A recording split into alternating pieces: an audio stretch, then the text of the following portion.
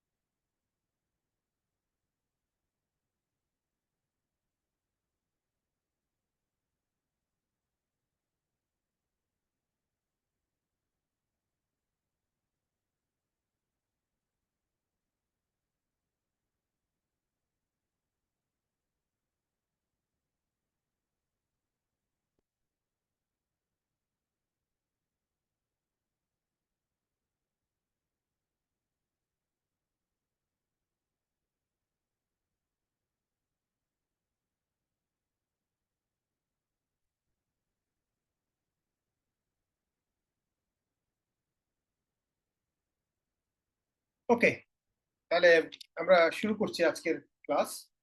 প্রথমে হচ্ছে যে ফ্যাক্টর। ফ্যাক্টর বলতে কি বোঝায়? ধরা যাক তোমাকে একটা সংখ্যা দেওয়া হলো 10 এবং বললো যে এই সংখ্যাটার ফ্যাক্টর গুলো প্রিন্ট করো, যত ফ্যাক্টর আছে। তো আমাদের অ্যান্সার কি হবে? আমরা 1 একটা ফ্যাক্টর, 2 একটা ফ্যাক্টর, 5, 10, তাহলে এর সর্বমোট 4টা ফ্যাক্টর আছে। আমরা যেটা বুঝলাম যে এই পার্টিকুলার সংখ্যাটার ফ্যাক্টর আসলে এই 4টা। আবার আমাকে যদি সংখ্যা ইনপুট দিত 13, which is a prime number, সেই ক্ষেত্রে আমার এই দুটো প্রিন্ট করতে হবে। So this is the problem. প্রবলেমটা কি? show all factors of a number n. show all factors of a number n. n এর সমস্ত ফ্যাক্টর শো করতে। আচ্ছা, এখানে খেয়াল করো যে কোন একটা সংখ্যার ফ্যাক্টর খোঁজার জন্য আমাকে কোন পর্যন্ত যেতে হবে? এটা ওই আমরা সংখ্যাটা পর্যন্ত। সরি, স্যার কোনো একটা সংখ্যার ফ্যাক্টর বের করতে গেলে 1 থেকে সেই সংখ্যা পর্যন্ত আমাদেরকে চেক করতে হবে। yes yes that is the main hypothesis, যে আমার যখন 10-এর ফ্যাক্টর বের করতে বলো, দেখো 10-এর কোনো ফ্যাক্টরই কিন্তু 10-এর বড় না, আবার 1-এর থেকে ছোটও কোনো ফ্যাক্টর নাই। সিমিলারলি আমাকে যখন 13-র ফ্যাক্টর বের করতে বললো, দেখো খেয়াল করে যে 13-র কোনো ফ্যাক্টর 13 থেকে বড় হয়, 1 থেকে ছোট হবে না, 13 থেকে বড় হবে। তাহলে আমার সার্চ স্পেস 1 থেকে n, n যদি 10 হয় তাহলে 1 থেকে 10 পর্যন্ত খুঁজতে হবে, n যদি 13 হয় 1 থেকে 13 পর্যন্ত খুঁজতে হবে। তো এটা হচ্ছে আমাদের ক্যান্ডিডেটস। এখন আমরা করব কি, একটা একটা করে ক্যান্ডিডেট হাতে নিব। প্রথমে নিব 1, চেক করব যে এটা কি ফ্যাক্টর কিনা।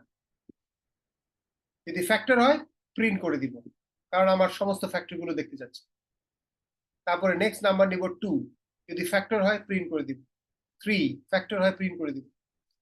তাহলে আমরা একটা নাম্বার নিব, যখনই ফ্যাক্টর হবে প্রিন্ট করব, যখনই নাম্বার ফ্যাক্টর হবে তখন প্রিন্ট করব। ফ্যাক্টর না হলে কিন্তু আমরা প্রিন্ট করব। তাহলে খেয়াল করে দেখো, সি এর মধ্যে আছে একটা ক্যান্ডিডেট আর এন হচ্ছে আমাদের সংখ্যা।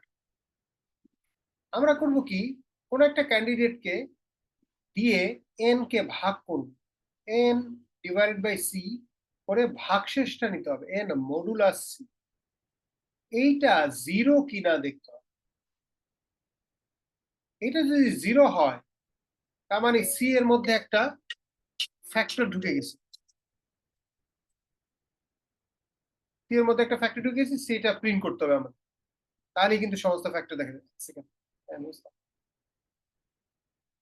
জি বলেন। জি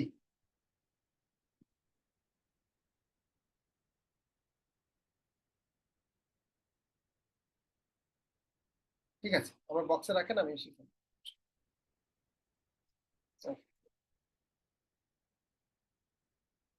তাহলে এটা হচ্ছে গিয়ে মূল লজিক, যে আমরা সমস্ত পসিবল ক্যান্ডিডেট একটা একটা করে জেনারেট করব, এবং ক্যান্ডিডেট হলে কিন্তু প্রিন্ট করব না, আমরা ক্যান্ডিডেট হওয়ার পরে যদি সে আসলে ফ্যাক্টর হয় আমরা শিওর হয়ে নিব, শিওর যে জালে আমাদের জালে কোনো ফ্যাক্টর ধরা পড়লো কিনা, ধরা পড়লে তাকে আমার প্রিন্ট করতে আনলে করতে হবে। এটা হচ্ছে গিয়ে বেস লজিক। ঠিক আছে, তাহলে আমরা প্রোগ্রামটা একটু দ্রুত দেখি।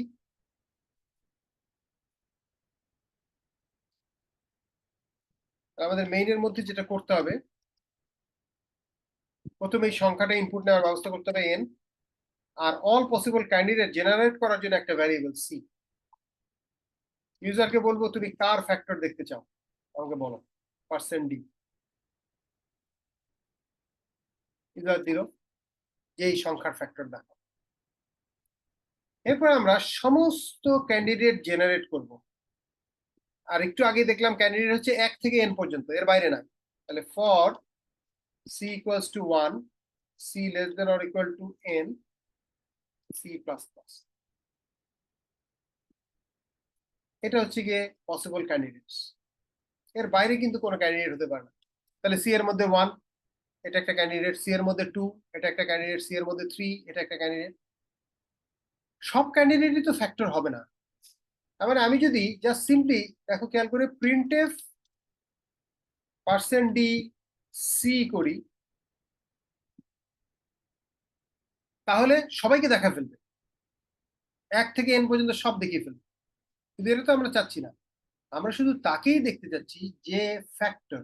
তাহলে এটা একটা ইফ এর আন্ডারে আমরা দিয়ে দিব, ইফ ইফ দিয়ে আমরা দিব কি, আমাদের n কে c দিয়ে ভাগ করতে হবে, ভাগশেষ 0, এটা শিওর হতে হবে। ইয়েস বল। কোশ্চেনটা কি স্যার? প্রশ্ন হচ্ছে একটা সংখ্যার সমস্ত ফ্যাক্টর দেখাতে হবে, তুমি বোধহয় মিস করছো, আমরা একটা এক্সাম্পলও দেখেছিলাম। একটা স্যার মানে কতক্ষণ হয়েছে? কতক্ষণ হয়েছে, আমরা 12টা 30-এর দিকে শুরু করেছি, 8 মিনিট হতে মিস। 8 মিনিটের মতো। স্যার একটা এর এক্সাম্পল কি, এর আগে একটা ছিল? এটাই প্রথম, এটাই প্রথম। স্যার কোশ্চেনটা কি? কোশ্চেনটা হচ্ছে একটা সংখ্যার সমস্ত ফ্যাক্টর গুলো দেখতে চাচ্ছি। ও ফ্যাক্টর বলতে স্যার এটা কি উৎপাদক নাকি মানে? উৎপাদক, ইয়েস, ফ্যাক্টরের বাংলা হচ্ছে উৎপাদক। যদি আমাদের 10 হয়, 10-এর জন্য হ্যাঁ। আমি এদেরকে দেখতে চাচ্ছি। ও যদি সংখ্যাটা 13 হয়, তাহলে আমরা 1 আর 13 দেখতে চাচ্ছি। বুঝা গেল, শুধু উৎপাদক গুলো দেখতে চাচ্ছি, অন্য কিছু না। তো উৎপাদক আমরা তো আগে জানি না কে উৎপাদক কে উৎপাদক না, সেজন্য স্যার এখানে এন এন বলতে হচ্ছে নাম্বার, আর সিটা হচ্ছে স্যার কি, এটা মানে কাউন্ট? সিটা হচ্ছে ক্যান্ডিডেট, অর্থাৎ ক্যান্ডিডেট। আমরা তো আগে জানি না কে ফ্যাক্টর না। তাহলে হ্যাঁ। আমরা সমস্ত প্রবাবল ক্যান্ডিডেট, ফ্যাক্টর হওয়ার প্রবাবল ক্যান্ডিডেট জেনারেট করছি। ও বুঝতে পারছো, প্রবাবল ক্যান্ডিডেট কারা হবে, খেয়াল করে দেখো যে কোন একটা সংখ্যার ফ্যাক্টর সংখ্যাটা থেকে বড় হবে না, আবার 1-এর থেকেও ছোট হবে না। তাহলে আমার প্রবাবল ক্যান্ডিডেট হচ্ছে 1 থেকে n পর্যন্ত। 10 হলে 1 থেকে 10 পর্যন্ত, এই জায়গাটা আমার খুঁজতে হবে ক্যান্ডিডেট, এই জায়গায় আমার ফ্যাক্টর খুঁজতে হবে। যদি 13 দেয় তাহলে 1 থেকে 13-এর মধ্যে খুঁজতে হবে। আমার খোঁজা শুরু করার জন্য আমার আমার প্রথমে সবাইকে নিয়ে নিব, C equal to 1, C less than equal to n, C plus, একটা একটা করে ক্যান্ডিডেট জেনারেট করব। কিন্তু ওই ক্যান্ডিডেটটা আসলে ফ্যাক্টর কিনা, এটার চেকটা হচ্ছে এখানে হচ্ছে। n কে c দিয়ে ভাগ করলে, সি এর মধ্যে তো প্রবাবল ক্যান্ডিডেট, কিন্তু ক্যান্ডিডেট হলেই তো ফ্যাক্টর হবে না, সেই ক্যান্ডিডেটই ফ্যাক্টর হবে যে n কে ভাগ করে। ভাগ না করলে কিসের ক্যান্ডিডেট, কিসের ফ্যাক্টর তো হবে না। যেমন 3, 10-এর ক্ষেত্রে যদি 3, 3 তো 10 দিয়ে যায় না, মানে 10-কে 3 দিয়ে ভাগ করা যাচ্ছে না, 10-কে 3 দিয়ে ভাগ করলে ভগ্নাংশ চলে আসে। সো 3 আমরা দেখি। তাহলে এটা যদি আমরা রান করি, আমরা একটু রান করে দেখি, তাহলে পরিষ্কার হবে।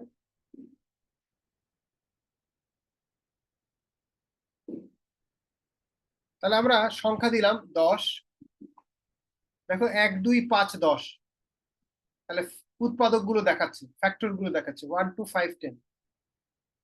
আমরা আবার রান করি, আমরা যদি 13 দেই, তাহলে শুধু 1 আর 13 দেখাচ্ছে।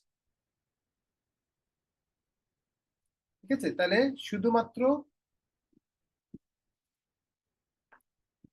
ফ্যাক্টর যারা তাদেরকেই দেখাচ্ছে, ফ্যাক্টর না হলে দেখাবে না। আচ্ছা, তোমাদেরকে এবার ছোট একটা প্রশ্ন করি, সেটা হচ্ছে যে ধরো এই যে আমরা একটু আগে 10 দিলাম, মানে সবসময় চিন্তাটা এভাবে করবা যে এটা চেঞ্জ হলে কিরকম চেঞ্জ করা যায়। দেখো 10 যখন প্রিন্ট করলাম তখন আমরা 4টা ফ্যাক্টর পেলাম, 1 2 5 10। এখন তোমাকে আমি বললাম যে এখানে তো কিছু ফ্যাক্টর আছে জোড়, কিছু আছে বেজোড়। যেমন 1 আর 5 হচ্ছে বেজোড় উৎপাদক, আর 2 আর 10 হচ্ছে জোড় উৎপাদক। তাহলে আমরা যদি প্রশ্নটা ঘুরিয়ে দেই, ঘুরিয়ে এরকম বলি যে print all even factors of N. ঠিক আছে, এখন প্রশ্নটা চেঞ্জ হয়ে গেল। একটু আগে ছিল প্রিন্ট অল ফ্যাক্টরস, ইভেন শব্দটা ছিল না, প্রিন্ট অল ফ্যাক্টরস। এখন স্যার এই ক্ষেত্রে ইফ হুম, ইফ এর মধ্যে স্যার আমরা এখানে একটা ওই যে ডাবল এন্ড দিয়ে n% 2 ইকুয়াল ইকুয়াল 0 এটা করে দিলে, n না sorry sir c%2 equal equal 0 করে দিলে হচ্ছে ইভেন্ট গুলো চলে আসবে। ইয়েস ইয়েস, দ্যাটস কারেক্ট, সেটাই করতে হবে। তাহলে সি এর মধ্যে কিন্তু সব ধরনের ফ্যাক্টরি ঢুকে যাচ্ছে, হ্যাঁ, অড ফ্যাক্টরও আসতেছে, ইভেন ফ্যাক্টর হচ্ছে। তাহলে আমরা যদি দুইটা জিনিস চেক করি, এখানে একটা তো চেক করলাম যে সি ফ্যাক্টর কিনা, আসলে উৎপাদক কিনা। এন কে সি দিয়ে ভাগ করে 0 পেলাম, তার মানে উৎপাদক। উৎপাদক হলেই প্রিন্ট করা যাবে না তা, এবং একটাও হইতে হবে যে সি 2 দিয়ে যেতে হবে, মানে জোড় হইতে হবে। শুধু উৎপাদক হলেই প্রিন্ট করবো না, যে যদি জোড় হয় তাহলে প্রিন্ট করবো। তাই এবার যদি আমরা রান করি,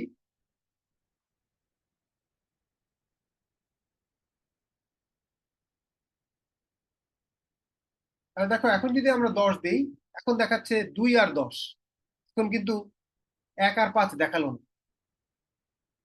হ্যাঁ, ঠিক সিমিলারলি আমরা যদি এটাকে জাস্ট 1 করে দিই, তাহলে বেজোড় উৎপাদক গুলো দেখাবে। এখন যদি 10 দেই তখন কিন্তু অন্য দুইটা দেখাবে, 1 আর 5 দেখাচ্ছে। মানে 10-এর উৎপাদক 4টা, 1 2 5 10, কিন্তু বেজোড় উৎপাদক দুইটা, 1 5, জোড় উৎপাদক দুইটা, 2 10।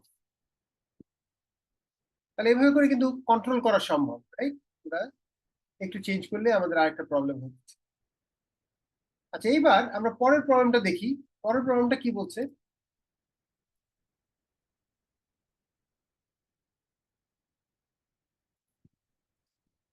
তাহলে শো অল ফ্যাক্টরস ছিল আমাদের প্রথম প্রবলেম, আমরা এটাকে সলভ করলাম। দ্বিতীয় প্রবলেম হচ্ছে show smallest factor of A number N. হ্যাঁ, তাহলে আমরা দেখলাম যে একটা সংখ্যার অনেক ধরনের অনেকগুলো ফ্যাক্টর হতে পারে, এর মধ্যে সবচেয়ে ক্ষুদ্রতম স্মলেস্ট ফ্যাক্টরটা দেখতে যাচ্ছি। এখন যে কোনো সংখ্যার স্মলেস্ট ফ্যাক্টর তো 1, কিন্তু আমাদেরকে বলছে আদার দেন 1। তাহলে ধরো 10, 10-এর ফ্যাক্টর কি কি, 1 2 5 10। তাহলে স্মলেস্ট ফ্যাক্টর হিসেবে আমরা এইটাকে দেখতে চাচ্ছি। আমার যদি 15 দিত, 15-এর ফ্যাক্টর হচ্ছে 1 3 5 15। তাহলে স্মলেস্ট ফ্যাক্টর যদিও 1, কিন্তু আদার দেন 1, এক বাদে নেক্সট যে স্মলেস্ট, এক্ষেত্রে 3। তাহলে 10 ইনপুট দিলে 2 হবে, 15 ইনপুট দিলে 3 হবে। এটা একটু চিন্তা করবো। আমরা আজান দিচ্ছে, আমরা একটু আজানের জন্য স্টপ থাকি, আজান শেষ হলে আমি আবার ব্যাক করতেছি।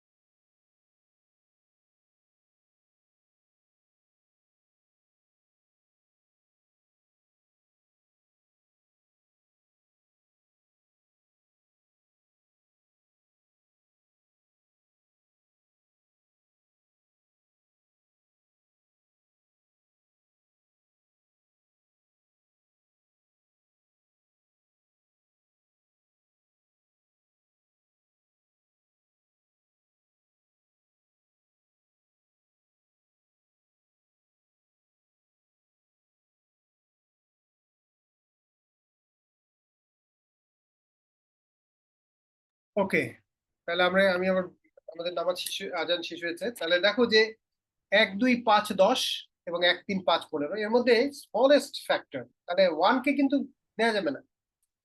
আচ্ছা, এটা কি করা যায়? আমাদের আগের প্রোগ্রামে আমরা একটু চেঞ্জ করতে পারবো। দেখি আমরা আগের প্রোগ্রামটাকে আবার ফেরত নিয়ে আসি।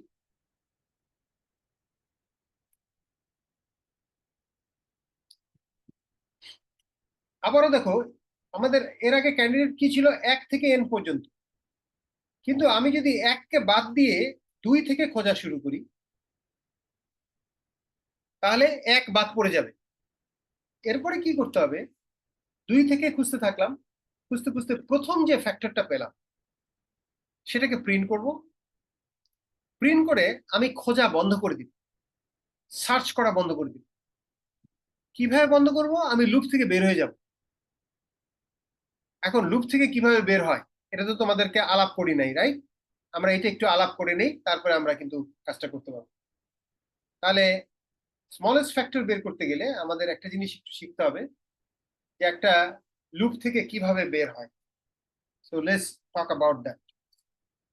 খেয়াল করে দেখো, যে মনে করো আমরা একটা লুপ লিখলাম এরকম, for I equals to 1, I less than or equal to 5, I plus plus।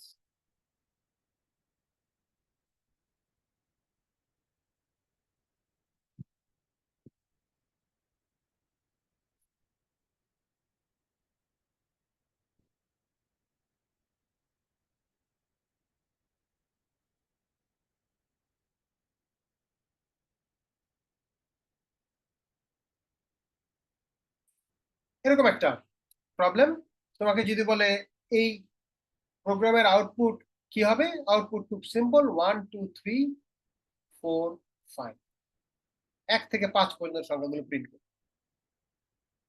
আচ্ছা, নর্মালি কোন একটা লুপের এক্সিট পয়েন্ট কিন্তু এইটা।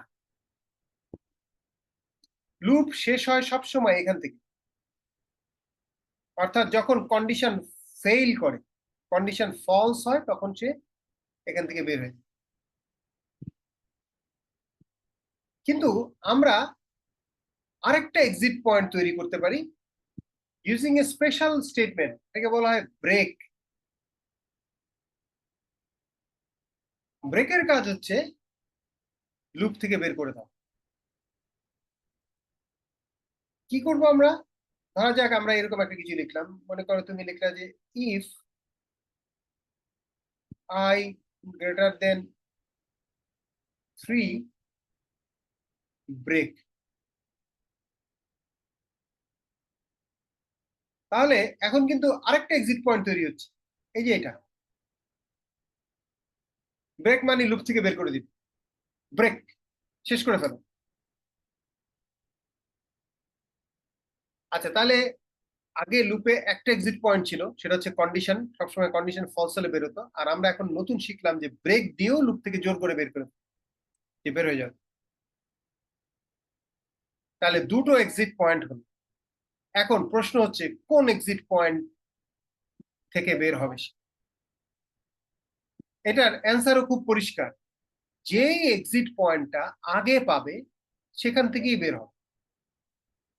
আচ্ছা, তোমরা তোমাদের চোখের সামনে তো এরকম একটা লুপ দেখতে পাচ্ছ, তোমরা কি বলতে পারবা যে আমাদের এই লুপের জন্য কোন এক্সিট পয়েন্টটা আগে পাবে? এটা কি এটা কন্ডিশনের এটা, নাকি ব্রেক? কোনটা আগে পাবে বুঝতে পারবে? স্যার ব্রেকেরটা ব্রেকেরটা আগে পাবে। দেখো, জি কারণ স্যার। হচ্ছে আমরা বলছি I গ্রেটার দেন 3 হলেই ব্রেক, তার মানে I এর মান যখন 4 হবে তখনই কিন্তু পেয়ে যাচ্ছে।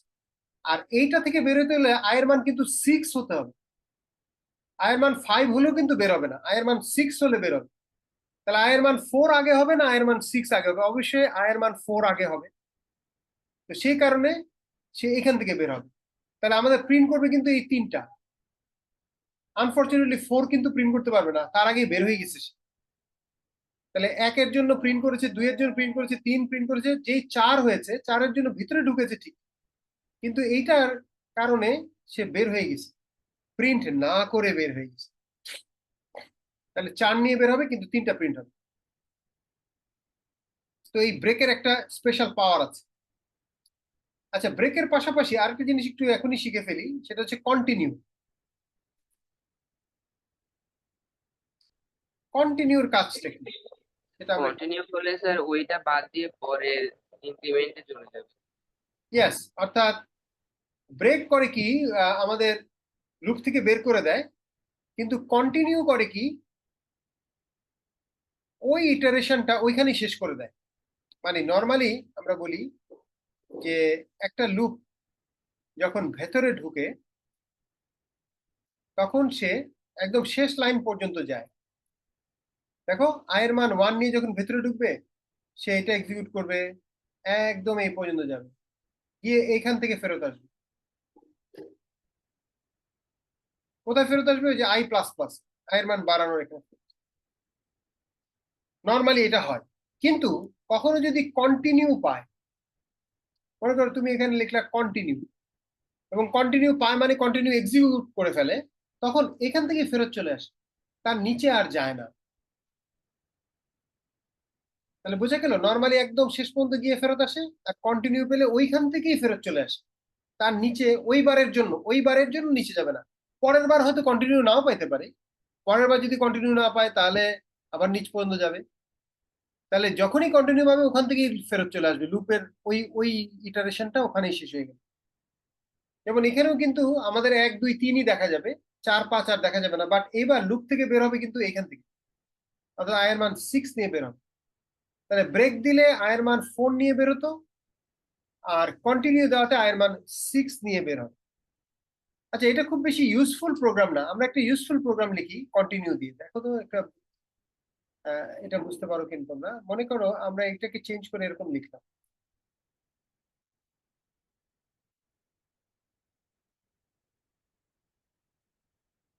আই মড 2 ইকুয়াল ইকুয়াল 0 হলে continue, I mod 2 equal equal 0 হলে কন্টিনিউ। তাহলে এটা কি করবে? তাহলে এখানে 1 3 আর 5টা প্রিন্ট হবে, 2 আর 4 ওই দুইটা স্কিপ হয়ে যাবে। ইয়েস, অর্থাৎ বেজোড় সংখ্যাগুলো প্রিন্ট হবে। আমরা বলতেছি আই মড 2 ইকুয়াল ইকুয়াল যদি 0 হয়, তার মানে কি আই যদি জোড় হয়, আই যদি 2 দিয়ে ভাগ যায়, আই যদি জোড় হয়, তাহলে কন্টিনিউ করো, তার মানে এখান থেকে চলে যাও। নিচে তো প্রিন্ট ছিল, প্রিন্ট করার দরকার নেই, এখান থেকে ফেরত চলে যাও। দেখো খেয়াল করে যে এটা যদি জোড় হয়, হ্যাঁ, আই যদি জোড় হয় তাহলে এখান থেকেই ফেরত চলে যাও। এর নিচে কিন্তু প্রিন্ট ছিল, তাহলে প্রিন্ট করতে পারতেছে না। বেজোড় হলে কিন্তু কন্টিনিউ পাবে না, বেজোড়ের জন্য তো আই মড 2 0 হবে না, আই মড 2 0 না হলে প্রিন্ট পেয়ে যাবে, তখন প্রিন্ট হবে। তার মানে সমস্ত বেজোড় সংখ্যাগুলো প্রিন্ট করবে। তাহলে এই হচ্ছে আমাদের ব্রেক এবং কন্টিনিউ। তাহলে আমাদের পরের প্রবলেমটাতে আসলে যেটা লাগবে সেটা হচ্ছে ব্রেক, কারণ আমাকে বলেছে show smallest factor of A number N, তাহলে আমি 2 থেকে শুরু করবো। তাহলে ক্যান্ডিডেট যদিও 1, আমি 1কে বাদ দিয়ে দিব, 1কে বাদ দিয়ে 2 থেকে শুরু করব, এবং প্রথম যে ফ্যাক্টরটা পাবো ওটাকে শো করে সাথে সাথে বের হয়ে আসবে। আমরা আগের প্রোগ্রামে ফিরে যাই। আগের প্রোগ্রামে আমরা 1 থেকে শুরু করেছিলাম, এখন আমরা 2 থেকে শুরু করব। আর স্যার স্যার এখানে ফর লুপের মধ্যে আমি যদি মানে সি ইকুয়াল টু 1 দিয়ে সি প্লাস প্লাসটা মাঝে দিয়ে আর সি লেস অর ইকুয়াল এনটা লাস্টে দিই, সেই ক্ষেত্রে ওইটা 2 থেকেই স্টার্ট হবে না? আচ্ছা, ইনক্রিমেন্ট আমি আগে দিয়ে মানে, এটা তো স্যার হোয়াইল লুপের ক্ষেত্রে লাইন বাই লাইন অনুসারে আসে, ফর লুপের ক্ষেত্রে কি কোনটা আগে কোনটা পরে এইভাবে হিসাব আসবে? জি জি, ফর লুপের মধ্যেও কিন্তু প্রথমে এটা কাজ করে, তারপরে সে কন্ডিশন চেক করতে চলে যায়, মাঝখানের জায়গাটা কিন্তু কন্ডিশনের জায়গা। এখানে কিন্তু সি প্লাস প্লাস লেখা যাবে, কিন্তু সি প্লাস প্লাসটাকে কন্ডিশন হিসেবে ধরবে সে। বুঝছো, কন্ডিশনটা শেষে দেয়া যাবে না, কন্ডিশনটা মাঝখানেই দিতে হয়। তো জি তুমি স্যার, এটাই এটাই শোনার ছিল। সি প্লাস প্লাস আগে আনা যাবে, মানে টেকনিক্যালি যাবে না। তাহলে আমরা এভাবে গেলাম, C equal to 2, C less than or equal to N, C plus plus. যদি ভাগ যায় তাহলে আমি একটা ফ্যাক্টর পেয়েছি, ফ্যাক্টর পেয়ে গেলে আর খোঁজার দরকার নেই, ব্রেক করে দিলাম। তাহলে এই ব্রেকটা কিন্তু লুপের ব্রেক, যদিও তুমি ইফ এর ভেতরে লিখেছো, ইফ এর কিন্তু কোনো ব্রেক নাই, ইফ এমনি শেষ হবে, কিন্তু লুপ এমনি শেষ হবে না, কন্ডিশন ফেল করলে শেষ হবে। আর তুমি যদি ব্রেক দাও তাহলে জোর করে তাকে শেষ করে দিলাম, সে বের হয়ে যাবে। তাহলে আমরা যদি এখন এটা রান করি, আমরা দিলাম 10, দেখো 2 দেখাচ্ছি স্মলেস্ট ফ্যাক্টর। আমরা যদি 15 দিই, দেখো 3 দেখাচ্ছে। ইভেন আমরা যদি একটা মৌলিক সংখ্যা দিই, মনে করো 13, 13-র স্মলেস্ট ফ্যাক্টর কিন্তু 13 নিজেই, কারণ 13-র ফ্যাক্টর দুইটা, 1 আর 13। তাহলে বলছে যে 1 ছাড়া কোনটা স্মলেস্ট, তাহলে 13, তখন 13 প্রিন্ট। এই হচ্ছে আমাদের স্মলেস্ট ফ্যাক্টরের প্রবলেম। দেখো কাছাকাছি প্রবলেম গুলো একসাথে করার সুবিধা হচ্ছে যে তুমি যেন বুঝতে পারো যে কোথায় চেঞ্জটা করলে আমি আরেকটা সলিউশন পাচ্ছি, কোথায় আমি হাত দিচ্ছি। হ্যাঁ, এটা মুখস্থ করার কিছু না। আচ্ছা, আমাদের এই প্রবলেমটাকে যদি চেঞ্জ করে আমরা এবার বলি যে না, স্মলেস্ট ফ্যাক্টর না, আমরা চাচ্ছি largest factor. Show largest factor of A number. আবারও দেখো কি চাচ্ছি, আসলে এন এর মান যদি 10 হয়, তাহলে এন এর ফ্যাক্টর হচ্ছে এগুলো। স্যার লার্জেস্ট ফ্যাক্টরটা তো ওই সংখ্যাটাই। হ্যাঁ, লার্জেস্ট ফ্যাক্টর সাধারণত ওই সংখ্যাটা হয়, বাট এখানে ব্র্যাকেটে দেখো কি বলছে, আদার দেন এন, এন বাদ দিয়ে প্রিন্ট করতে বলছে।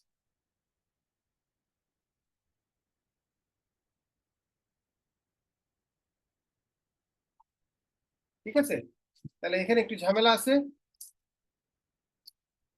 আমাদেরকে বলছে যে আদার দেন এন, এটা খেয়াল করতে হবে যে এন বাদে।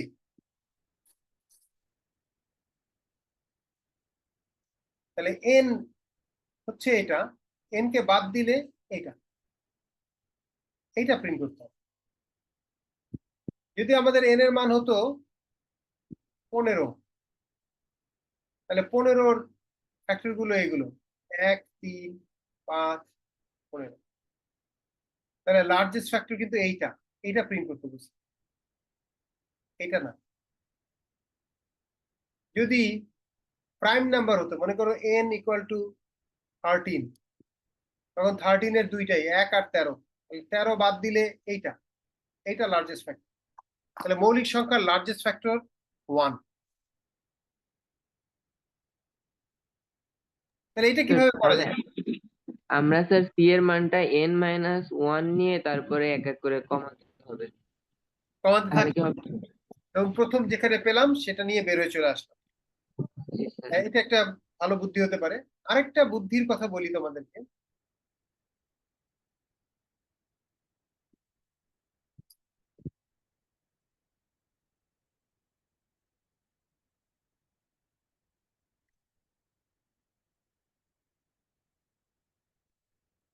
সেটা হচ্ছে যে দেখো,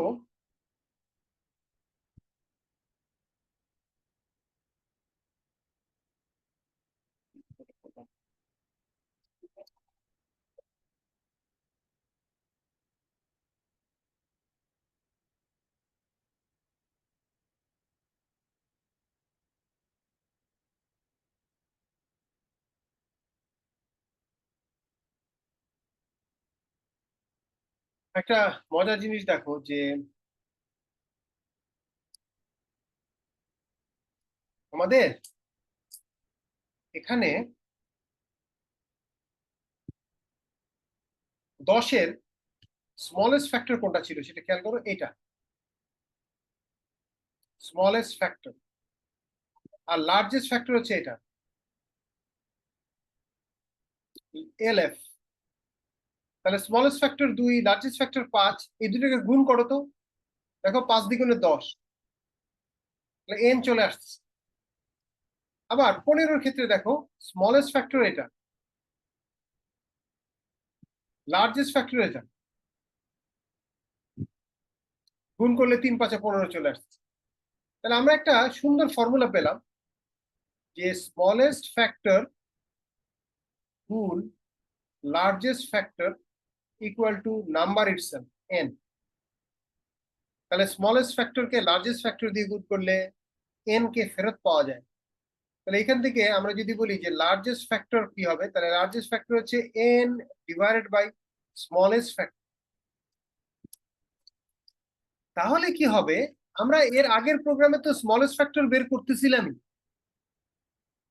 ওই প্রোগ্রামটাই কাজ করবে, শুধু প্রিন্ট করার সময় ওকে প্রিন্ট না করে n কে ওটা দিয়ে ভাগ করে ভাগফলটা প্রিন্ট করতে, কারণ এখন তো লার্জেস্ট ফ্যাক্টর দেখতে যাচ্ছে।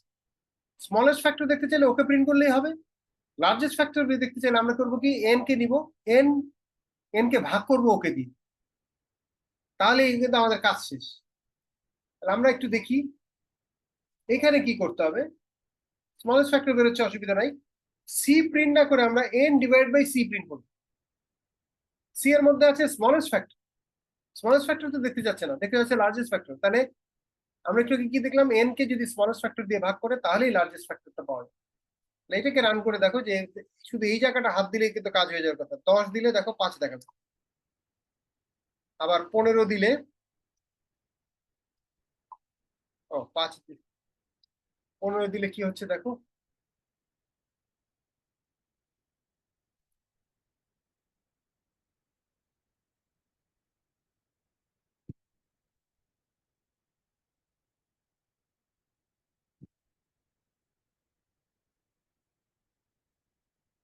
দিলে 5 দেখাচ্ছে। তাহলে সিম্পলি সি প্রিন্ট করলে স্মলেস্ট ফ্যাক্টর পাবো, আর n divided by C print করলেই লার্জেস্ট ফ্যাক্টর। ওকে, তাহলে এবার আসি আমরা পরের প্রবলেমে। আমরা আবার শুরুর প্রবলেম ফিরে যাই, যেখানে আমরা শুরু করেছিলাম যে একটা সংখ্যার সমস্ত ফ্যাক্টর দেখাতে হবে, এটা ছিল সেই প্রোগ্রাম। একটা সংখ্যার সবগুলো ফ্যাক্টর যদি দেখতে চাই, স্মলেস্ট লার্জেস্ট না, সবগুলো যদি দেখতে চাই, তাহলে এটাকে যদি আমরা রান করি, আমরা 10 দিলে দেখো 1 2 5 10। আচ্ছা, আমরা যদি কমা দিয়ে প্রিন্ট করি, এটাকে রান করি, 10 দিলাম, 1 2 5 10, লাস্টে একটা কমা চলে আসতেছে, লাস্টের কমাটা থাকা উচিত না, এটাকে বাদ দেওয়া যাবে কিভাবে, কেউ বলতে পারবা? এনিওয়ান সমস্যাটা ধরতে পারছো কিনা, আবার দেখাই। আর নিচে মানে ইফ দিয়ে আই লেস দেন এন থেকে ছোট আর কি, এরকম দিয়ে দিলে হবে। আচ্ছা, না অসুবিধা নাই, বেশি ঝামেলা করার দরকার নেই। আমরা করব কি, আমরা কমা প্রিন্ট করব, তারপরে কমাটাকে ডিলিট করে ফেলবো। ডিলিট করার উপায় আছে, দেখো প্রিন্টএফ। আমরা সাধারণত কি করি, ব্যাক স্পেস দিলে পিছনে আসে, তাহলে স্ল্যাশ বি হচ্ছে ব্যাক স্পেস, এক ঘর পেছনে নিয়ে আসলাম, ব্যাক স্পেস চাপা আর স্ল্যাশ বি প্রিন্ট করা একই কথা। এক ঘর পিছনে এনে ওটার উপরে একটা স্পেস প্রিন্ট করলাম, তাহলে কমাটা মুছে যাবে। কমাটার উপরে একটা স্পেস প্রিন্ট করলে কমাটা আর দেখা যাবে না। আমরা একটু রান করে দেখি,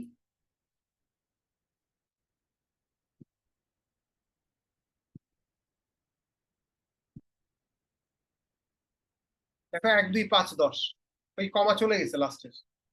তাহলে এক ঘর পেছনে নিয়ে আসছি, পেছনে নিয়ে এসে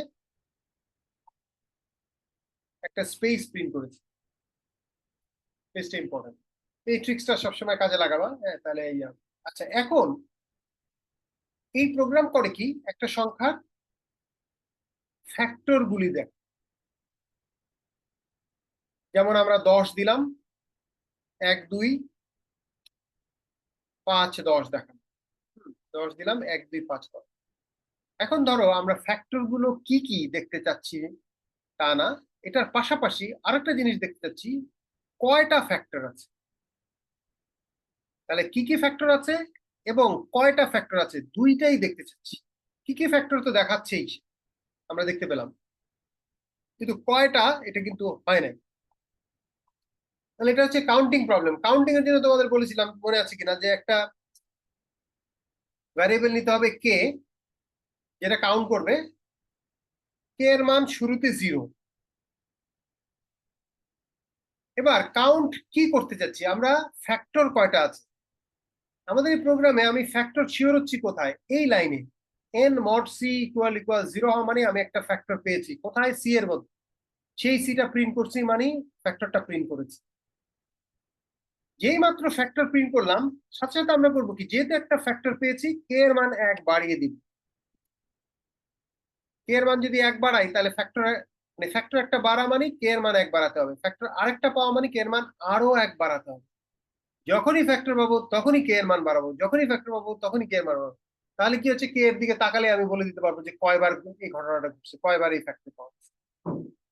তাহলে এখন এসে আমরা এখানে প্রিন্ট করব যে নাম্বার অফ ফ্যাশন দিয়ে আমরা নাম্বার অফ ফ্যাক্টরস কয়টা সেটা দেখি আমরা।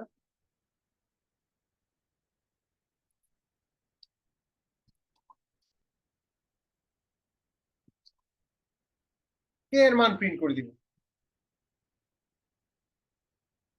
এটা রান করি, 10 দিলাম, ফ্যাক্টর গুলো দেখালো 1 2 5 10। নাম্বার অফ ফ্যাক্টরস 4, 4টা ফ্যাক্টর আছে। আমরা আবার রান করি, 13। নাম্বার অফ ফ্যাক্টরস 2, 2টা ফ্যাক্টর আছে। আমরা আবার রান করে 54 দেই, 54 একটু ফ্যাক্টর বেশি, 54 দিলাম। দেখো কতগুলো ফ্যাক্টর, নাম্বার অফ ফ্যাক্টরস 8, 1 2 3 6 9 18 27 54। তাহলে 54 ফ্যাক্টর মোট 8টা, সে সবগুলো ফ্যাক্টর দেখাতে পারছে এবং কয়টা ফ্যাক্টর আছে সেটাও দেখাতে পারছে। ট্রিক্সটা স্যার কি, এখানে ফ্যাক্টর দেখার জন্য মানে এন মডুলাস সিটা কেন দিলাম আর কি? এর মডুলাস সিটাই, মানে সি এর মধ্যে তো আমার সব নাম্বারই আছে, সব ক্যান্ডিডেটই আছে, কিন্তু ক্যান্ডিডেটটা ফ্যাক্টর হলে না প্রিন্ট করতে হবে, ফ্যাক্টর কিনা এই চেকটাই তো এটা এটা দিয়ে করতেছো। একটা সংখ্যা আরেকটা সংখ্যার ফ্যাক্টর কিনা তোমার প্রোগ্রাম ছাড়া যদি তোমাকে বের করতে বলি, যে দেখো তো 10 10-এর ফ্যাক্টর 2 কিনা, বা 2 10-এর ফ্যাক্টর কিনা, তুমি কিভাবে বুঝবা? তুমি 10-কে 2 দিয়ে ভাগ করবা, করে ভাগশেষ দেখবা, ভাগশেষ তো 0, তাহলে তো নিঃশেষে ভাগ যায়, তাহলে তো এটা একটা উৎপাদক।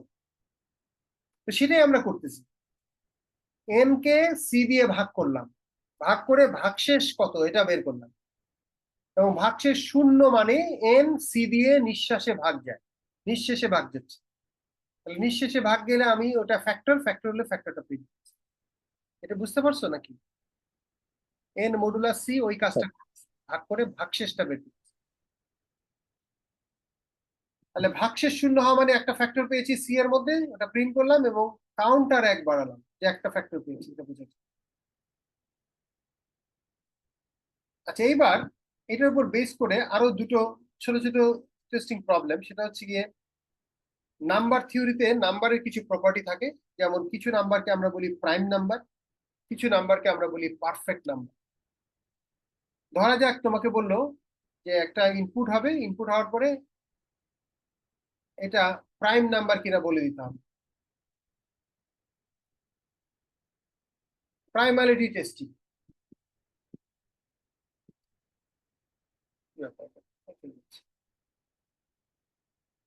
determine whether a number n is prime or not. একটা সংখ্যা ইনপুট হবে, সংখ্যাটা প্রাইম নাম্বার কিনা, সংখ্যাটা যদি 13 দেয় তাহলে তোমাকে বলতো yes this is a prime number. সংখ্যাটা যদি দেয় 14 তাহলে বলবা যে no this is not a prime number, no. তাহলে ইয়েস নো টাইপের প্রবলেম।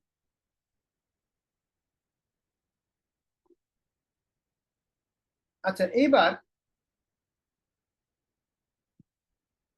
পড়াটা বুঝে গেল। তার মানে আমরা যদি ইনপুট দেই 10, তুমি অ্যান্সার দিবা নো, 10 তো প্রাইম নাম্বার না। আমি ইনপুট দিলাম 13, তোমার আউটপুট হবে yes this is a prime number. Sir আগের প্রোগ্রামে কে এর মান 2 হলে ইয়েস, আর 2 না, 2 ছাড়া অন্য কিছু হলে no. Yes yes yes, that is very simple. এটা হচ্ছে যে আমরা এখানে পৃথিবীর সমস্ত প্রাইম নাম্বারের 2টা উৎপাদক থাকে, আর প্রাইম নাম্বার না হলেই 2টার বেশি থাকবে, 3টা থাকবে, 4টা থাকবে, 2টার বেশি থাকবে। তো আমাদের এই প্রোগ্রামে আমরা কিন্তু অলরেডি কাউন্ট করতেছি যে আমার ফ্যাক্টর কয়টা।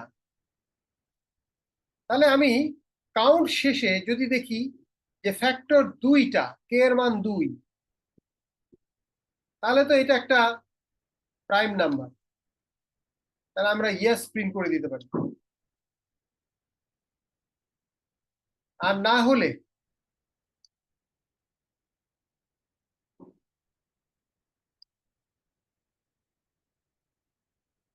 নো প্রিন্ট করবো। ঠিক আছে, তাহলে ফ্যাক্টর গুলো আর দেখানোর দরকার নেই আমাদের, শুধু প্রাইম ইয়েস নো টাইপের দিব আমরা।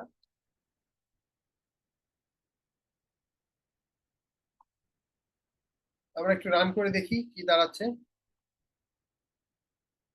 তাহলে আমরা দিলাম 21, সে বললো নো, এটা তো প্রাইম নাম্বার না, মৌলিক সংখ্যা না। আমরা দিলাম 13, সে বলতেছে ইয়াস, ইটস দ্য প্রাইম নাম্বার। আমরা দিলাম 54। স্যার প্রাইম নাম্বারটা কি এখানে?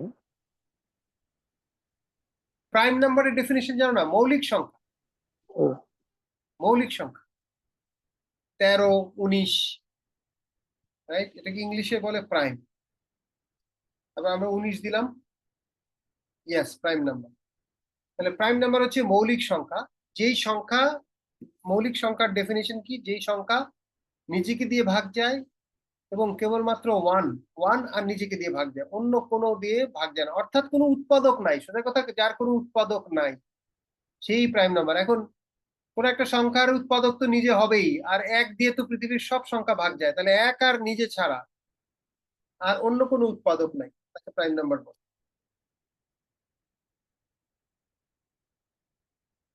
আচ্ছা, এইবার প্রাইম নাম্বারের মতোই আরেকটা প্রবলেম আছে, সেটাকে বলি আমরা পারফেক্ট নাম্বার। পারফেক্ট নাম্বার জিনিসটা কি একটু কনসেন্ট্রেটলি বোঝার চেষ্টা করো। আর আমাদের এই প্রোগ্রামে কোন একটা সংখ্যা ইনপুট দেওয়া হবে, এটা পারফেক্ট নাম্বার কিনা আমাকে বলে দিতে হবে, ইয়েস না। এবার আসি পারফেক্ট নাম্বারের ডেফিনেশন কি। প্রাইম নাম্বারের ডেফিনেশন তো আমরা বুঝলাম। পারফেক্ট নাম্বারের ডেফিনেশন এরকম যে কোন একটা সংখ্যা যদি তার ফ্যাক্টর গুলো থেকে প্রডিউস করা যায়, রিপ্রডিউস করা যায়, তাহলেই সেটাকে পারফেক্ট নাম্বার বলে। যেমন ধরো 6, 6-এর ফ্যাক্টর কি কি? 1, 2, 3 নিজেকে বাদ দিয়ে, মানে প্রপার ফ্যাক্টর। 6 বাদ দিয়ে আর ফ্যাক্টর কি থাকে দেখো, 1, 2 আর 3।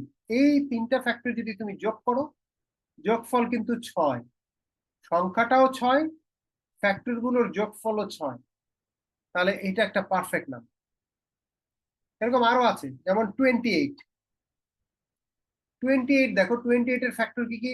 1, 2, 4, 7, 14, আর 28 নিজেকে বাদ দিলে বাকি থাকে এরা, এগুলো যদি যোগ করি, যোগ করলে 28 হয়।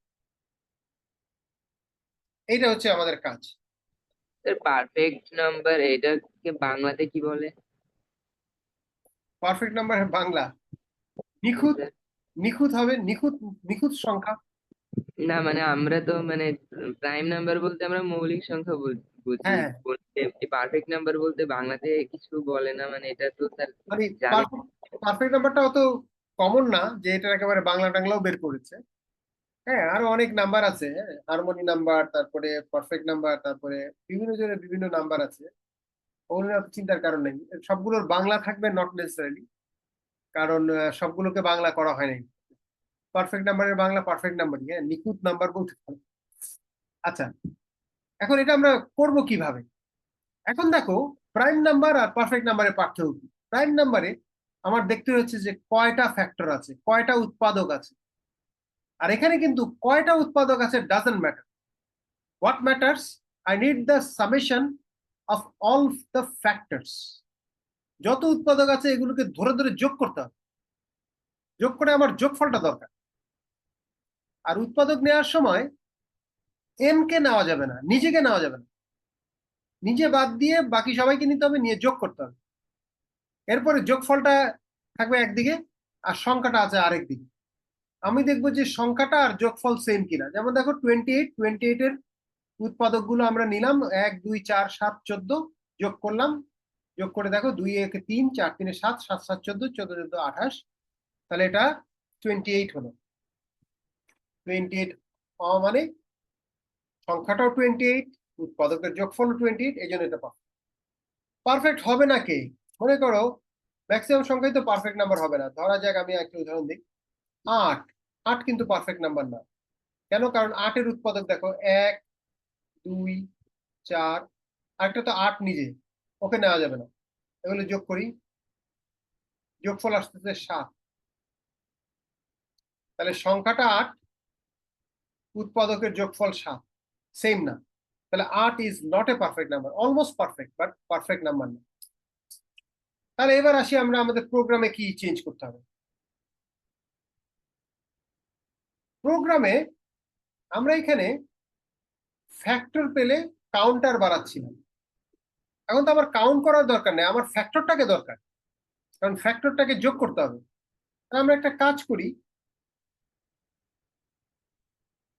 কে আছে, কে এর সাথে ফ্যাক্টরটাকে যোগ করব, কে প্লাস সি।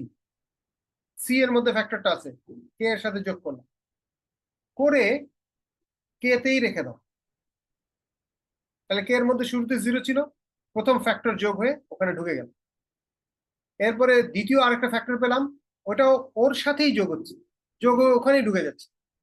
যখনই ফ্যাক্টর পাচ্ছি ওর সাথে আমি অ্যাড করতেছি, ওর সাথে অন্য কারোর সাথে অ্যাড করলে হবে না, কিন্তু এক একটা ফ্যাক্টর এক একজনের সাথে অ্যাড করা যাবে না, প্রত্যেকটা ফ্যাক্টর একজনের সাথে অ্যাড করতে হবে। কারণ আমার টোটাল সবগুলো ফ্যাক্টরের যোগফল এক জায়গায় দরকার, আলাদা জায়গায় দিলে তো হবে না। তাহলে কে এর মধ্যে আমি সবগুলো ফ্যাক্টর যোগ করে রাখলাম। এবার লুপ যখন শেষ, একদিকে যোগফল যেটা কে এর মধ্যে, আরেকদিকে সংখ্যাটা এন, যদি সমান হয় তাহলে yes this is A perfect number, আমরা নেব। আচ্ছা, করার সময় এন পর্যন্ত যাওয়া যাবে না, কিন্তু এন এর আগ পর্যন্ত যেতে হবে, কারণ ওকে বাদ দিয়ে ফ্যাক্টর নিতে হবে, প্রপার ফ্যাক্টর। আমরা একটু রান করি, আমরা দিলাম 6, সে বললো ইয়াস। আমরা আমাদের 28, ইয়াস। আমরা এবার দিলাম 8, বললো নো। তাহলে সে ঠিক মতো ডিটেক্ট করতে পারতেছে, ঠিক আছে। এইটা হচ্ছে আমাদের পারফেক্ট নাম্বার। তাহলে আমরা প্রাইম নাম্বারটা দেখলাম, পারফেক্ট নাম্বারটা দেখলাম। আমরা এবার এই উৎপাদক দিয়ে আরেকটা ইন্টারেস্টিং প্রবলেম দেখব, সেটা হচ্ছে জিসিডি, গ্রেটেস্ট কমন ডিভিজার। আজকে আমরা মোটামুটি ফর লুপ শেষ পর্যায়ে চলে আসছি, এরপরে আর একটা প্রবলেম থাকবে, তারপরে আমাদের আজকের ক্লাস শেষ ইনশাআল্লাহ। জিসিডি, গ্রেটেস্ট কমন ডিভিজার, এটা একটা প্রবলেম, আর এরপরে আমরা একটু ফিবোনাচি নাম্বার নিয়ে কথা বলবো। এই দুটো প্রবলেমই বাকি আছে ফর লুপে। তাহলে মোটামুটি লুপ শেষ হলে এরপরে ছুটির পরে আমরা হয়তো অ্যারে নিয়ে আমরা কাজ করতে পারবো। তারপরে তোমাদের ল্যাবে কি অ্যারে শুরু হয়েছে না লুপ লুপ পর্যন্ত হয়েছে, বলতে পারবা কেউ? না স্যার, অ্যারে শুরু হয়নি, লুপ কিছুটা দেখানো হয়েছে কিন্তু আচ্ছা, প্রপারলি না।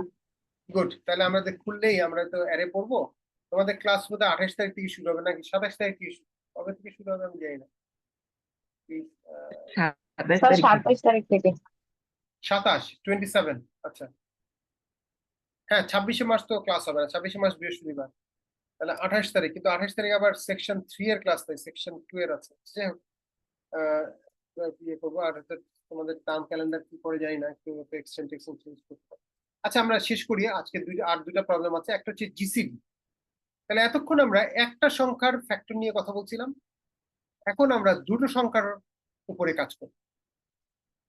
জিসিডি তোমরা ছোটবেলায় করেছো, লসাগু গসাগু, রাইট? এটা হচ্ছে গসাগু, গ্রেটেস্ট কমন ফ্যাক্টর বা গ্রেটেস্ট কমন ডিভিশন। আমাদের জিসিডি, গ্রেটেস্ট কমন ফ্যাক্টর, ডিভাইজারও বলা যায়, জিসিডি বা জিসিএফ, দুইটা নামেই পরিচিত। এটা সাধারণত দুইটা সংখ্যার হয়। মনে করো দুটো সংখ্যা দিলাম আমরা, 24 আর একটা 54। এদের জিসিডি বের করতে বলবো। প্রথমে কি করব আমরা 24 এর সবগুলো ফ্যাক্টর বের করব। দেখো 24 এর ফ্যাক্টর হচ্ছে 1 2 3 4 6 12 24।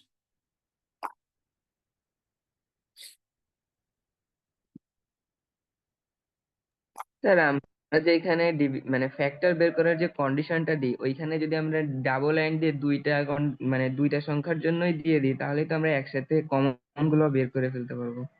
টেকনিক্যালি তাই আমরা সেটার দিকে যাচ্ছি, আসলে সেটার দিকে যাচ্ছি। তো এটা একটু এক্সাম্পল দিয়ে করলে বুঝতে সুবিধা হবে, বাট আমরা আলটিমেটলি তাই করতে হবে আসলে।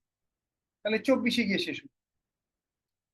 আর 54 এর ফ্যাক্টর হচ্ছে এরা 1 2 3 4 নাই, কিন্তু 6 আছে। 6 নং 54, 3 18 54, 27 দ্বিগুণে 54 আর 54 নিচে। তাহলে গ্রেটেস্ট কমন ফ্যাক্টর, তাহলে আমরা আগে ফ্যাক্টর বের করলাম, এরপরে কমন ফ্যাক্টর। তাহলে এদের মধ্যে কমন কে আছে দেখি আমরা। 1 কমন, 2 কমন, 3ও কমন, 4 নাই, 6 আবার কমন, আর কেউ কমন নাই। তাহলে এরা কমন।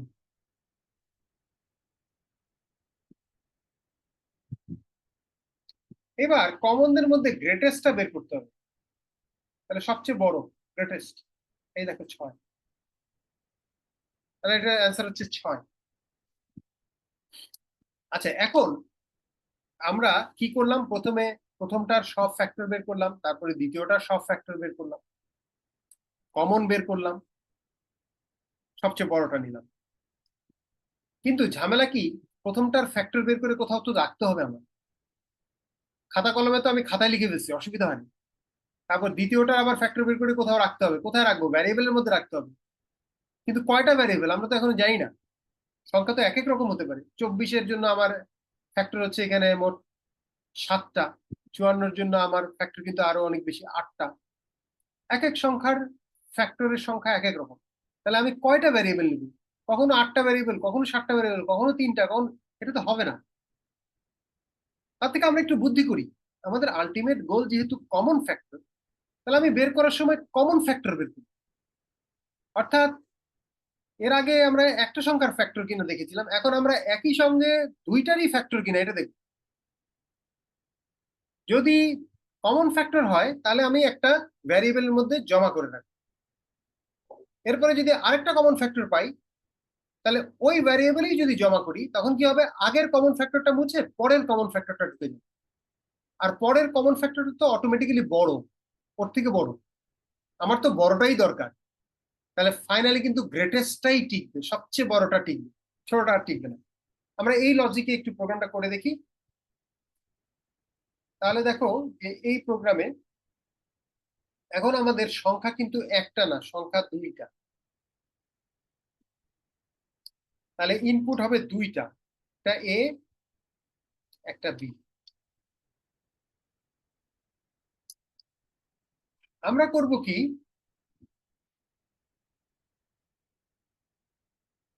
আমরা যখন দেখতেছি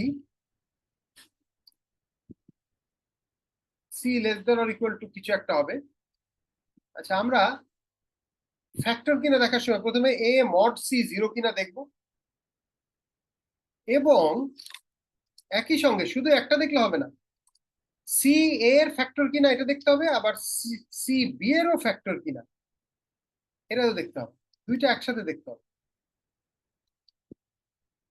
যদি হয় তখন আমার ওই সি কে দরকার, ওই সি কে আমি কে এর মধ্যে ঢুকাই ফেললাম। তাহলে আমরা প্রথমে একটা ক্যান্ডিডেট নিলাম, সেই ক্যান্ডিডেটটা এরও ফ্যাক্টর এবং বি এরও ফ্যাক্টর, দুইজনেরই ফ্যাক্টর কিনা হলে আমরা রেজাল্টের মধ্যে রাখলাম। রেজাল্ট হচ্ছে আমাদের কে। হ্যাঁ, খেয়াল করতে হবে আমাদের রেজাল্ট। তাহলে প্রিন্ট এফ লুপ শেষ হলে আমরা রেজাল্ট প্রিন্ট করবো যখন, সেটা হচ্ছে কে টা প্রিন্ট করতে হবে। তাহলে এখন বুদ্ধিটা খেয়াল করে দেখো যে আমি যেহেতু ছোটটা থেকে শুরু করতেছি, প্রথম যে কমন ফ্যাক্টর পাবো সেটা কে তে ঢুকবে।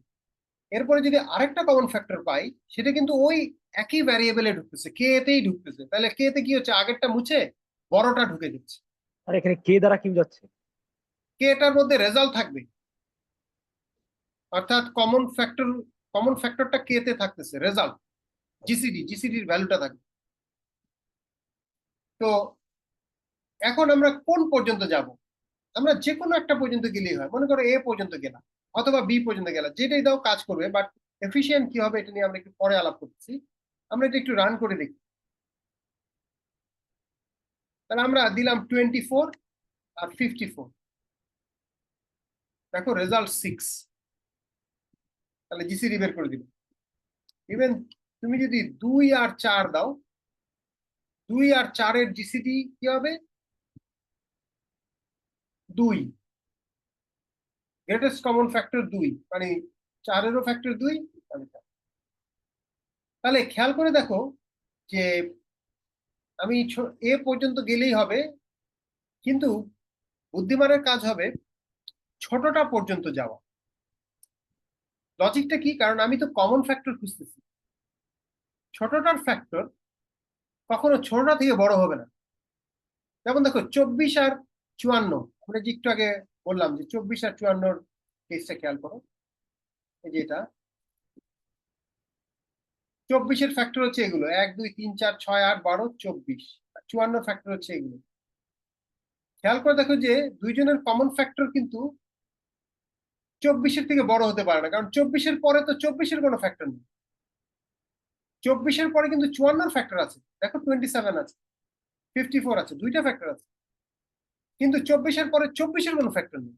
তাহলে আমার 24-এর পরে আর খুঁজে লাভ কি? আমি যেহেতু কমন ফ্যাক্টর খুঁজতেছি, জিসিডিতে তো কমন ফ্যাক্টর লাগে, তাহলে 24-এর পরে আর খুঁজবো কেন? তাহলে আমরা চাইলে এখানে বুদ্ধিমানের কাজ হবে যে দুটার মধ্যে ছোটটা, হ্যাঁ মিন, আমরা যদি একটা মিন ভ্যারিয়েবল নেই, মিনের মধ্যে আমরা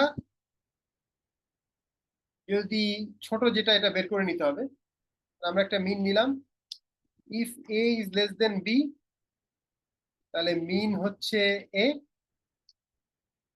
আর না হলে মিন হচ্ছে বি। এবং দুইজনের মধ্যে যেটা ছোট ওই পর্যন্ত যাব, আমার বড়টা পর্যন্ত যাওয়ার দরকার নেই। তাহলে আমি এ পর্যন্ত গেলাম না, বি পর্যন্ত গেলাম না, দুইজনের মধ্যে যেটা ছোট সেই পর্যন্ত গেলাম। লজিকটা কি, কারণ এরপরে আর কমন ফ্যাক্টর, ছোটটার পরে ছোটটার কমন ফ্যাক্টর পাওয়া যাবে না, বড়টার পাওয়া যাবে না। তাহলে এই প্রোগ্রামটাও রান করবে। আমরা 24 এবং 54 দিলাম, রেজাল্ট 6 আসে।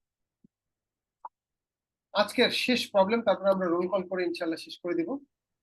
স্যার আচ্ছা আমাদের কি মিনিমাম বের করতে হবে, মানে এটা না করলে তো যে কোনো একটা দিয়ে দিলেই হবে মনে হয়। দিলেও কাজ করবে, ইয়েস, এফিশিয়েন্ট করতে হলে মিনিমাম বের করতে হবে। আর তুমি যদি এ বা বি বসাও হবে, কাজ করবে, কারেক্ট হবে, প্রোগ্রাম কারেক্ট কাজ করবে।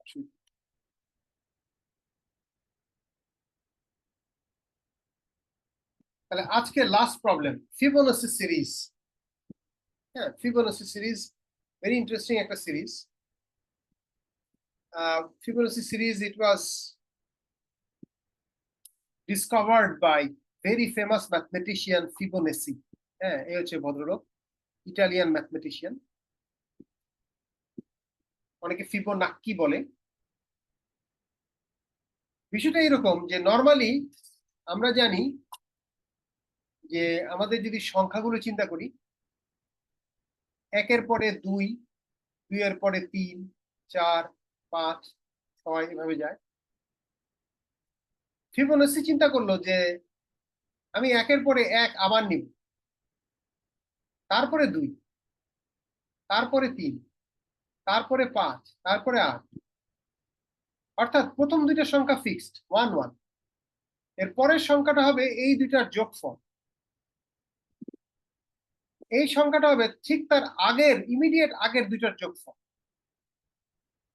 5 5 কিভাবে আসলো, 5 ওই একই ভাবে এসছে, 3 আর 2 এর যোগফল। অর্থাৎ অনেকটা এইরকম,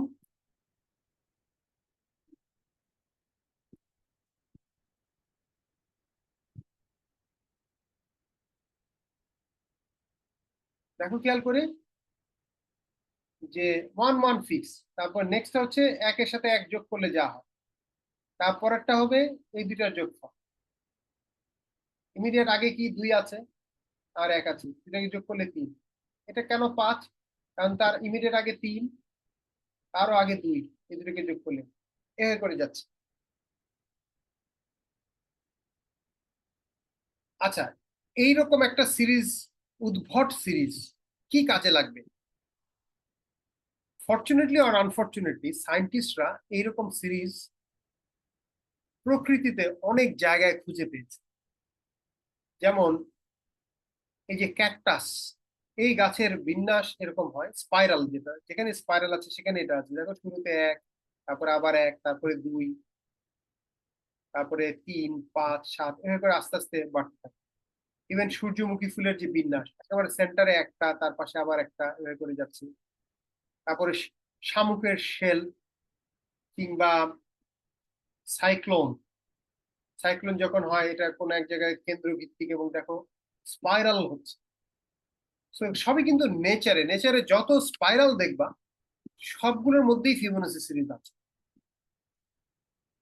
ইভেন কিছুদিন আগে ডোনাল্ড ট্রাম্পের মাথার মধ্যে নাকি ফিবোনাচি সিরিজ পাওয়া গেছে, আর নাহলে সে এরকম উল্টাপাল্টা কেন করছে লোকজন বলে থাকে। তো আমাদের কাজ কি হবে? আমাদের কাজ হচ্ছে এটা, যে ফিবোনাচি সিরিজ, এই হচ্ছে ফিবোনাচি সিরিজের নাম্বার। এটা প্রথম নাম্বার, এটা দ্বিতীয় নাম্বার, এটা তৃতীয় হয়ে যাচ্ছে। Write down a program that will print nth Fibonacci number where n will be input to your program. তাহলে এই সিরিজের n তম সংখ্যাটা প্রিন্ট করতে হবে। তাহলে সিরিজটা এইরকম, এই সিরিজের n তম সংখ্যা প্রিন্ট করতে হবে। ঠিক আছে, আমরা একটু উদাহরণ দেখি ইনপুট কি হবে এবং আমরা কি চাচ্ছি। ধরো n এর মান দিল 4, তার মানে এই সিরিজের চতুর্থ সংখ্যাটা প্রিন্ট করতে বলছি। তাহলে আমরা 1, 2, 3, 4, এই যে চতুর্থ সংখ্যা হচ্ছে 3, তাহলে আমার আউটপুট হবে 3। n এর মান 7, তার মানে এই সিরিজের 7th নাম্বারটা, 7th নাম্বার কত দেখো 13, তাহলে আমাকে 13 প্রিন্ট করতে। তাহলে n হচ্ছে কততম সংখ্যা প্রিন্ট করতে হবে, তুমি ওই সংখ্যাটা প্রিন্ট করবে। আচ্ছা, এবার একটু চিন্তা করি আমাদের কি সমস্যা। n এর মান যখন 7, তার মানে আমার 7th নাম্বারটা হচ্ছে 13, এটা প্রিন্ট করতে হবে। কিন্তু এই নাম্বারটা যে 13, এটা ডিপেন্ড করছে তার আগের দুইটার উপর। তাহলে 7 নাম্বার সংখ্যা বের করতে হলে আমার আসলে আগে 6 নাম্বার আর 5 নাম্বার দুইটাকেই লাগছে। আবার 6 নাম্বার সংখ্যা বের করতে হলে আমার কিন্তু 5 নাম্বার, তারও ঠিক আগের দুইটা, তাহলে 4 নাম্বার আর 5 নাম্বার লাগতেছে। এভাবে করে যেতে যেতে কিন্তু আমার প্রথম দুইটা লাগতেছে। তো আমি পেছনের দিকে আসার বদলে আমি যদি সামনের দিকে যাই তাহলে বেটার হবে। আমি প্রথমেই, হ্যাঁ, যে 1 আর 1 তো জানি আমি, তারপর এটাকে তৈরি করবো, তৃতীয়টা তৈরি করবো, তারপর চতুর্থটা তৈরি করবো, পঞ্চম, ষষ্ঠ, সপ্তম, 7 নাম্বার যখন তৈরি হয়ে যাবে আমি শেষ করে ফেলবো। তাহলে ব্যাকওয়ার্ড আসার বদলে আমি ফরওয়ার্ড যাওয়ার চেষ্টা করি, তাহলে কিন্তু আমাদের কাজ। এবার দেখি আমরা ফরওয়ার্ড কিভাবে যাব সেটা একটু চিন্তা করি। আচ্ছা, প্রথম দুইটা এটা তো আমরা জানি যে 1 আর 1, প্রথম দুইটা তুমি দুইটা ভ্যারিয়েবলের মধ্যে নাও। মনে করো এটাকে নিলাম P1 আর এটা হচ্ছে P2। এই দুইটা কিন্তু বাই ডিফল্ট প্রথম শুরুটা তুমি জানো অলরেডি, P1 = 1, P2 = 1। এই দুটাকে যোগ করে কিন্তু নেক্সট নাম্বারটা তৈরি হবে। তাহলে নেক্সট নাম্বার হবে এরকম, তাহলে P1 = 1, P2 = 1, নেক্সট হচ্ছে P1 + P2। তাহলে মোটামুটি আমরা পেয়ে গেলাম, দুইটা আমরা জানি, তৃতীয়টা তৈরি করে ফেলছি। আর এখানে পি দ্বারা কি বোঝাচ্ছে? P ভ্যারিয়েবল, প্রিভিয়াসের সংখ্যা P, অর্থাৎ নেক্সট নাম্বারটা হবে প্রিভিয়াস দুইটা নাম্বারের যোগফল, প্রিভিয়াস 1, প্রিভিয়াস 2, P, সংক্ষেপে P। তুমি যে কোনো নাম দিতে পারো ভ্যারিয়েবল। আগে ভেরিয়েবল ডিক্লারেশনটা ক্লিয়ার করেন, তাহলে এগুলো বুঝবেন, নাইলে আপনার প্যাচ লাগবে, আপনার তো বেসিকই ক্লিয়ার নাই। না ঠিক আছে, ওই ভ্যারিয়েবল কিভাবে তৈরি করতে হবে এটা একটু খেয়াল করতে হবে। ভ্যারিয়েবল কিন্তু তুমি যা ইচ্ছা তা দিতে পারো, অসুবিধা নেই, ABCD। তো এভাবে করে আমাদের নেক্সট তৈরি হলো। আচ্ছা, তাহলে এখন আমরা একটু চিন্তা করি যে আমি দুইটা ছিল, তৃতীয়টা তৈরি করলাম। তিনটা যখন জানি, এখন কিন্তু আমি এটা তৈরি করতে পারবো। তাহলে এটার জন্য একটা ভ্যারিয়েবল নেই, ধরো এটার নাম দিলাম আমরা নেক্সট নেক্সট।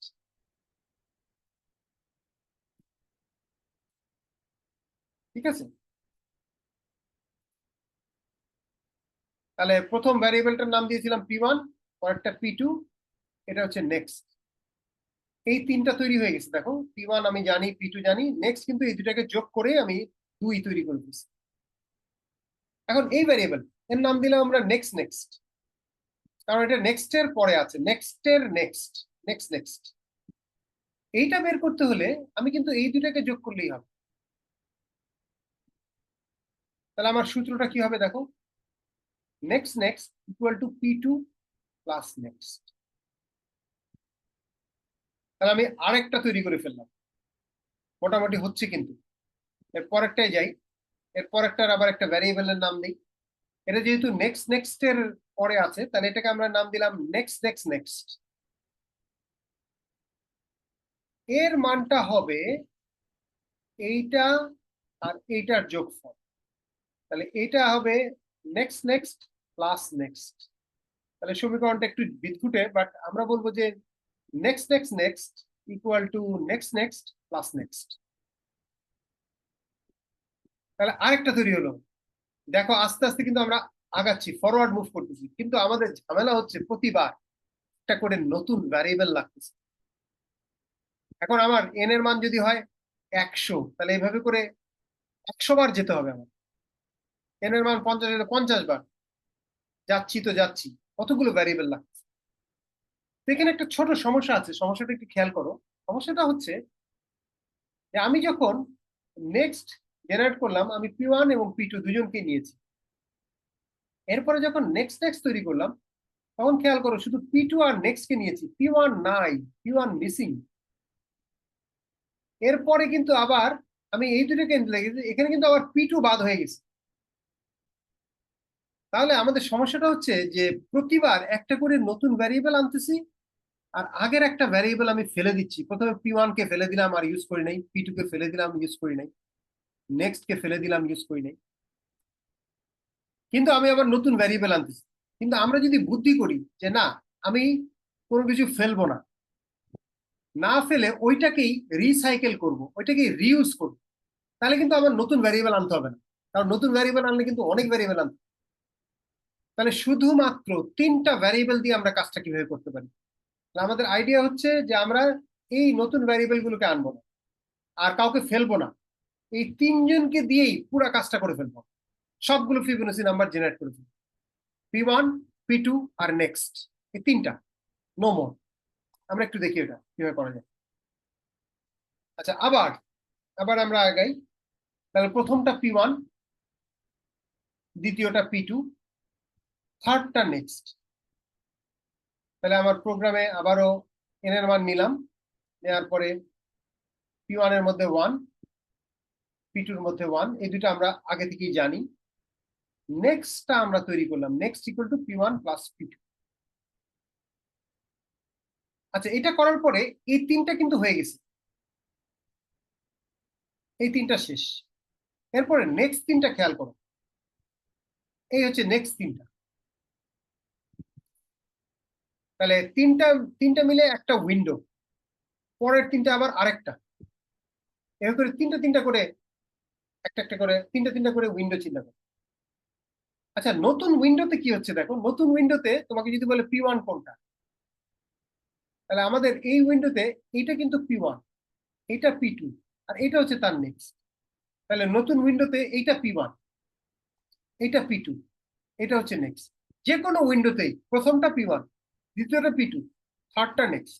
আরেকটা উইন্ডো নিবা, প্রথমটা p1, দ্বিতীয়টা p2, পরেরটা নেক্সট। এখন প্রশ্ন হচ্ছে আমরা পুরাতন উইন্ডো থেকে নতুন উইন্ডোতে মুভ করব কিভাবে, সরবো কিভাবে। সেটাও খুব সোজা, দেখো খেয়াল করে একটু ঠান্ডা মাথায় যদি লক্ষ্য করো, তাহলে কিন্তু হবে।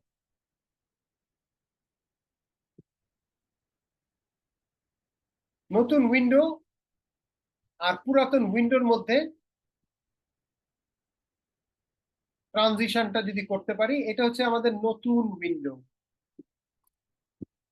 আচ্ছা, নতুন উইন্ডোতে P1, পুরাতন উইন্ডোর P2। তাহলে আগে যেটা P2 ছিল এটা হবে এখন P1। তাহলে আমরা এরকম একটা লাইন লিখবো, যখন আমি এটা শেষ করে ফেলছি তারপরে এটা লিখবো, আমরা পুরাতন থেকে নতুনে মুভ করতেছি, এই P1 আর লাগবে না আমাদের, এটাকে বাদ দেওয়া যায়। তাহলে আমার এখন P1 এর মধ্যে মানে নতুন উইন্ডোতে যেটা P1 এটা আগে ছিল P2, ওইটাই এখানে দিয়ে দিলাম। আচ্ছা, নতুনটাতে যে P2 ওইটা আগে কি ছিল দেখো, ওটা কিন্তু আগে ছিল নেক্সট। তাহলে আমরা এখন লিখলাম P2 ইকুয়াল টু নেক্সট। তাহলে আগের উইন্ডোর যেটা P2 ছিল ওইটা এখন নতুন উইন্ডোতে P1, আগের উইন্ডোতে যেটা নেক্সট ছিল ওইটা হবে এখন আমাদের P2। তাহলে আমরা মুভ করে চলে গেলাম, নতুন P1 P2 পেয়ে গেছি। তাহলে নতুন নেক্সটটা এখন তৈরি করা যাবে, নতুন নেক্সট হবে এই দুইটার যোগফল। তার মানে আমার এরকম একটা লাইন লেখা উচিত যে next equal to P1 plus P2। কিন্তু এটা লেখার দরকার নাই, কারণ এটা উপরে আছে। আমরা করবো কি, একে উপরে পাঠিয়ে দিব। উপরে পাঠিয়ে দিলে সে আবার এই যোগটা করবে, শুধু যোগটা করবে তাই না, সে এখান থেকে আবার তার পরের উইন্ডোতে মুভ করে যাবে। এই যে অ্যাডজাস্টমেন্ট গুলো হয়ে যাবে, P2টা P1 এ দিবে, নেক্সটটা P2 দিবে, এভাবে করে তিনটা তিনটা তিনটা তিনটা করে মুভ করতে থাকে। তাহলে আমরা খুব সিম্পলি উপরে ফেরত পাঠাবো কিভাবে, এটাও তো আমাদের চিন্তা করতে হবে। ফেরত পাঠানোর নিয়ম কিন্তু একটাই, তুমি যদি এই পুরো জিনিসটাকে একটা লুপের ভেতরে নাও তাহলে এটা বারবার হতে থাকবে, এদিক দিয়ে যাবে আবার ব্যাক করবে, আবার যাবে আবার ব্যাক করবে।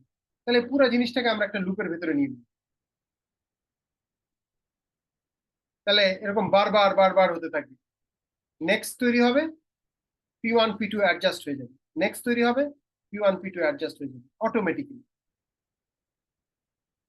আচ্ছা, এখন এটা শেষ হবে কোথায়? অবভিয়াসলি আমার যখন যেতে যেতে আমি এন পর্যন্ত চলে যাব, আমার তো এন সংখ্যক জেনারেট করা দরকার, এন তম নাম্বারটা দরকার। নাম্বারগুলো কিন্তু সব নেক্সট এর মধ্যে জেনারেট হচ্ছে। খেয়াল করো যে ফিবোনাচি নাম্বার কিন্তু কোথায়, P1 P2 তে পাওয়া যাবে না, নেক্সট এর মধ্যে। নেক্সট এর মধ্যে নতুন ফিবোনাচি নাম্বার, আবার নেক্সট এর মধ্যে আরেকটা ফিবোনাচি নাম্বার, আবার নেক্সট এর মধ্যে আরেকটা। তাহলে এন পর্যন্ত যাব, এন সংখ্যক ফিবোনাচি নাম্বার জেনারেট করলেই তো হয়ে যাচ্ছে। এন তম চেয়েছে যেহেতু, একটা দুইটা তিনটা করে আগে। এখন শুরু হবে কোথা থেকে? শুরু কি 1 থেকে হবে, না 2 থেকে হবে, নাকি কত থেকে শুরু আই এর মান?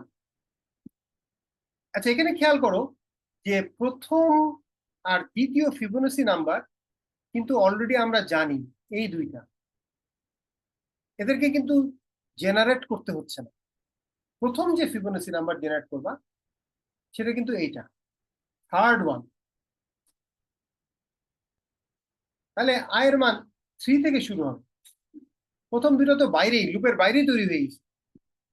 আয়ের মান 3 থেকে দিয়ে থার্ডটা আমি দুটোকে যোগ করে তৈরি করব, তারপরে ফোর্থটা তৈরি হবে, ফিফথটা তৈরি হবে, লুপের ভেতরে পরের গুলো তৈরি হবে প্রথম দুইটা ছাড়া। তাহলে আমাদের লুপটা এরকম হবে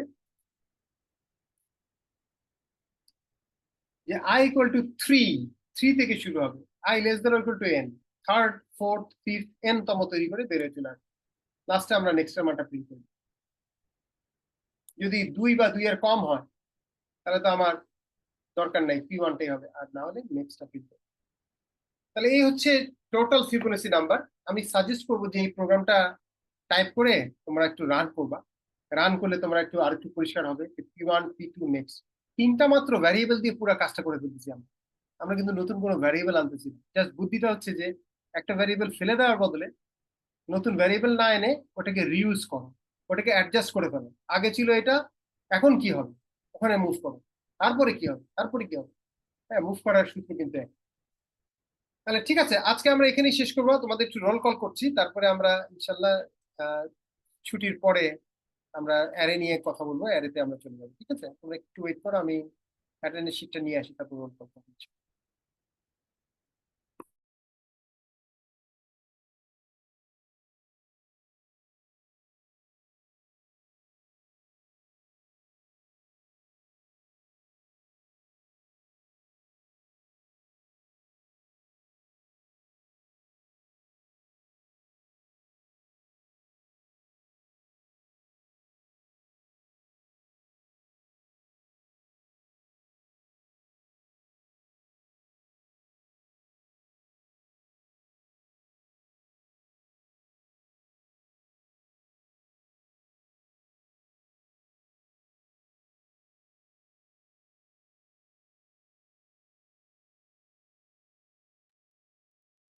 তাহলে আমরা রেকর্ডিংটা স্টপ করে দিই।